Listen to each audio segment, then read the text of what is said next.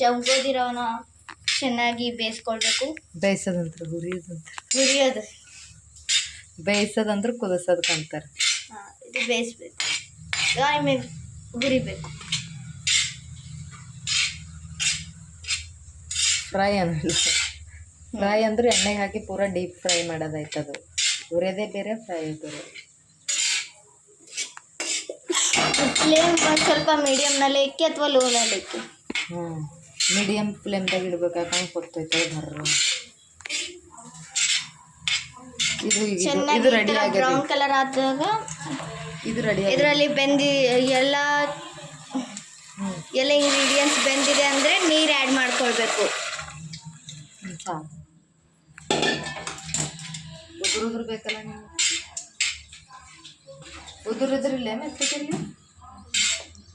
ಮೆತ್ತಗಿರ್ಲಿ ಇಲ್ಲ ಉದುರುದ್ರ ಹೆಂಗೆ ಬೇಕು ಹಂಗೆ ಹಾಕೋಬೇಕು ನೀರು. ನಿಮಗೆ ಯಾವ ರೀತಿ ಬೇಕು ಆ ರೀತಿ ನೀರು ಹಾಕೋಬೇಕು.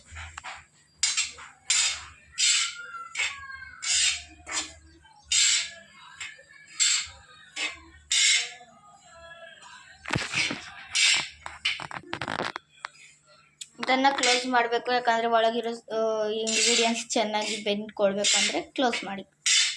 ಮತ್ತು ಫ್ಲೇಮ್ ಸ್ವಲ್ಪ ಹೈ ಇಕ್ಕಿ. ಇನ್ನೊಂದು ಸೈಡ್ನಲ್ಲಿ ರವೆ ಹುರ್ಕೊಳ್ಳಿ.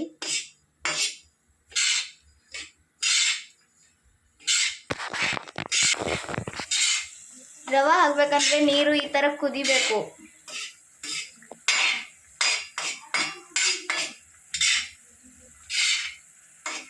ಈ ಥರ ಆದಮೇಲೆ ಈ ಹುರಿದಿರೋ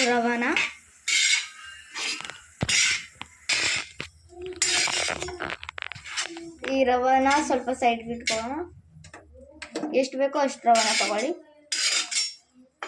ಇದು ಜಂಗೋದಿ ಪ್ಯೂರ್ ರವಾ, ಡೈರೆಕ್ಟ್ ಹಳ್ಳದಿಂದ ನನ್ನ ಪ್ಲೇಟ್ಗೆ ಬಂದಿರೋದು. ಅದಾದಮೇಲೆ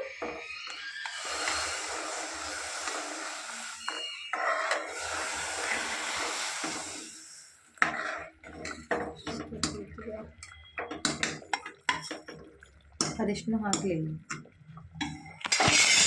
ಈ ಥರ ಹಾಕ್ಬಿಡಿ.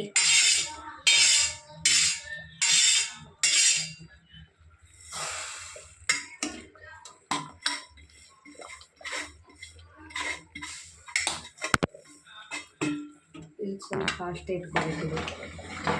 ಹಾಕೋ ಟೈಮ್ನಲ್ಲಿ ಫ್ಲೇಮ್ನ ಫಾಸ್ಟ್ ಇಕ್ಕಿ ಅದನ್ನು ಹಾಗೇ ಮಿಕ್ಸ್ ಮಾಡ್ತಾ ಇರಬೇಕು. ಹಾಕೋದಾದ್ಮೇಲೆ ಕಮ್ಮಿ, ಹಾಕೋದಾದ್ಮೇಲೆ ಸ್ವಲ್ಪ ಮಿಕ್ಸ್ ಮಾಡಿ ಅದನ್ನು ಫ್ಲೇಮ್ ಕಮ್ಮಿ ಇಟ್ಬಿಡ್ಬೇಕು.